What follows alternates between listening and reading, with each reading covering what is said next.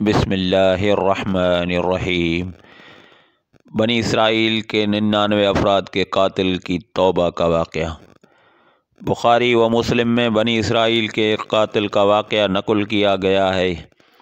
حضور کریم صلی اللہ علیہ وآلہ وسلم نے اللہ کے ہاں توبہ کی قبولیت سے متعلق صحابہ کرام کے سامنے بنی اسرائیل کے ایک قاتل کا نہایت خوبصورت اور ایمان افروز واقعہ بیان فرمایا کہ بنی اسرائیل میں ایک شخص چوری، ڈکیتی اور قتل میں بہت مشہور تھا اور نہایت معمولی سی بات پر قتل کر دیتا تھا۔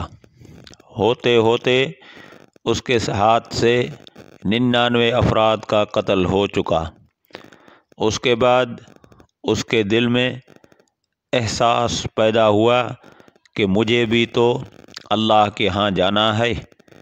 چنانچہ یہ فکر بڑھتا رہا اور لوگوں سے معلومات کرتے ہوئے سرگردہ پھرنے لگا کہ کیا میری توبہ قبول ہو سکتی ہے یا نہیں۔ کسی عالم شخص سے ملاقات کی فکر ہوئی کہ معلوم کیا جائے کہ ایسے شخص کی توبہ قبول ہو سکتی ہے یا نہیں۔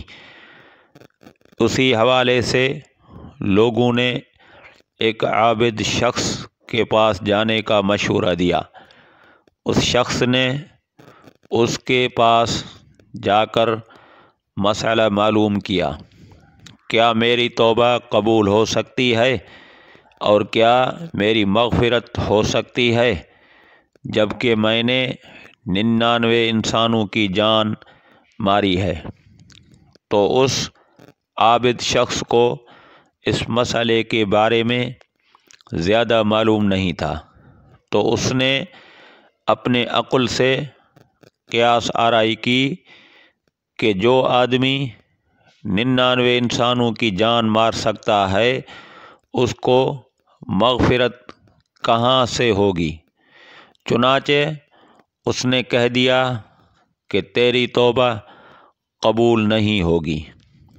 تو اس شخص نے غصے اور جلال میں آ کر اس کو بھی قتل کر کے 100 کا ہنسا مکمل کر دیا کہ جب میری توبہ قبول نہیں ہونی تو تجھے بھی ختم کر کے 100 پورے کر دیتا ہوں۔ چنانچہ اس نے 100 کا ہنسا مکمل کر دیا، مگر اس کے دل میں پھر بھی یہ خیال تھا کہ میری مغفرت کی کوئی نہ کوئی شکل ضرور موجود ہوگی۔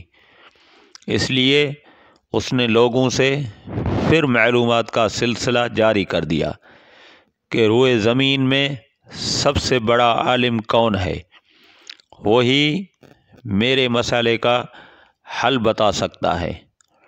آخر لوگوں نے اس کو بتلایا کہ فلاں جگہ ایک عالم رہتا ہے، اس سے جا کر معلوم کرو۔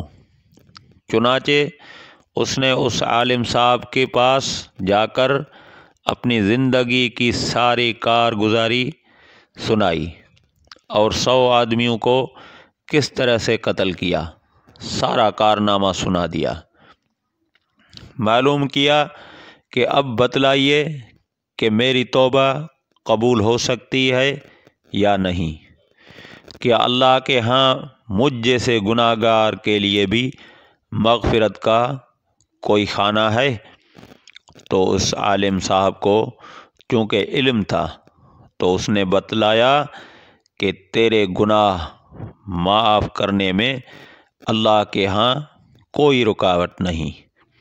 اللہ کی رحمت کا سمندر تجھ جیسے گناہ گاروں کے گناہوں سے بہت بڑا اور بہت وسیع ہے۔ چنانچہ اس عالم صاحب نے اسے مشورہ دیا کہ تم فلاں جگہ سفر کر کے جاؤ، وہاں کچھ اللہ کے بندے رہتے ہیں، ان کا مشغلہ صرف اللہ کی عبادت ہے، ان کے ساتھ مل کر اللہ کی عبادت کرو اور نادم ہو کر اپنے گناہوں کی معافی مانگو، انشاءاللہ تمہاری مغفرت ہو جائے گی۔ جب اس شخص نے آدھا راستہ طے کر لیا تو ملک الموت آ گئے۔ اب اس کی روح لے جانے کا مسئلہ کھڑا ہوا۔ آسمانوں سے رحمت کے فرشتے بھی آئے اور عذاب کے بھی۔ رحمت کے فرشتے کہنے لگے اس کی روح لے جانے کا حق ہم کو ہے، اس لیے کہ یہ سچے دل سے تائب ہو کر عبادت کے لیے جا رہا ہے۔ عذاب کے فرشتے کہنے لگے کہ اس کی روح لے جانے کا حق ہم کو ہے، اسی لیے کہ اس شخص نے کبھی کوئی نیکی کا کام ہی نہیں کیا۔ اسی دوران آسمانوں سے ایک فرشتہ آیا۔ بعض روایات سے معلوم ہوتا ہے کہ یہ آنے والا فرشتہ حضرت جبرائیل امین تھے۔ چنانچہ اس فرشتے نے تشریف لا کر ان دونوں طرح کے فرشتوں کے درمیان یہ فیصلہ کیا کہ دونوں طرف کی مسافت ناپ کر کے دیکھ لو، جہاں سے آ رہا ہے اس کی مسافت قریب ہے، یا جہاں جا رہا ہے وہاں کی مسافت، لہذا جہاں کی مسافت قریب ہو اس شخص کو وہاں والوں میں شمار کر دیا جائے۔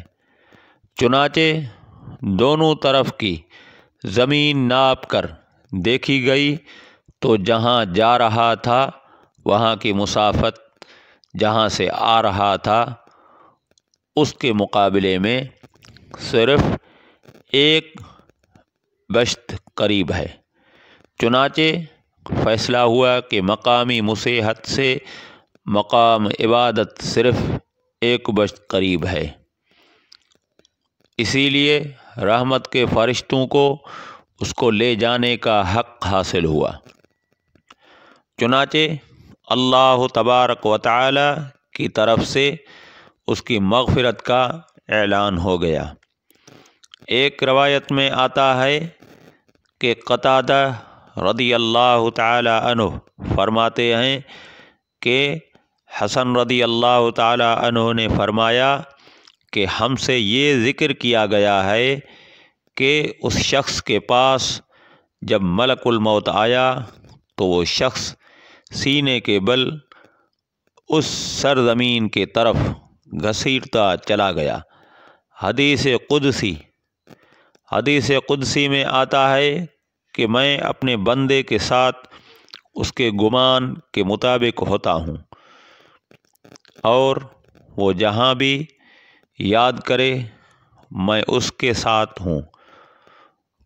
بخدا اللہ تبارک و تعالی اپنے بندے کی توبہ سے اس سے زیادہ خوش ہوتا ہے جتنی خوشی تم میں سے کسی ایسی شخص کو ہوتی ہے جس کا جانور بیابان میں گم ہو کر پھر اسے مل جائے، اور جو شخص 1 بشت میرے طرف آتا ہے میں 1 ہاتھ اس کے قریب ہو جاتا ہوں، اور جو شخص 1 ہاتھ میرے قریب آتا ہے میں اس کے 1 باہ یعنی پھیلائے ہوئے دونوں ہاتھوں کے درمیان کی مسافت کے قریب جاتا ہوں، اور جب وہ میرے طرف چل کر آتا ہے تو میں اس کی طرف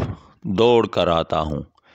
حاصل انسان جب بھی سچے دل کے ساتھ توبہ کرے گا تو اللہ تبارک و تعالی ضرور قبول فرمائے گا۔ انشاءاللہ یہ واقعہ خصوصاً ان حضرات کے لیے حوصلہ افزائی اور معاونت کا سبب ہے جو کہ بڑے بڑے گناہ کر کے اب مایوسی کی زندگی گزار رہے ہیں۔ کیونکہ شیطان انہیں مایوس کرتا ہے۔ بہرحال گناہ گار کو شیطان کی باتوں میں آ کر مایوس نہیں ہونا چاہیے، بلکہ اللہ تبارک و تعالی کی رحمت سے اچھی امید رکھ کر سچی توبہ کے ذریعے اپنے آپ کو پاک و صاف کر لینا چاہیے۔ اللہ تعالی ہم سب کو عمل کرنے کی توفیق عطا فرمائے، آمین۔ وآخر دعوانا ان الحمد للہ رب العالمین۔ اگلی ویڈیو میں تب تک کے لیے اللہ حافظ۔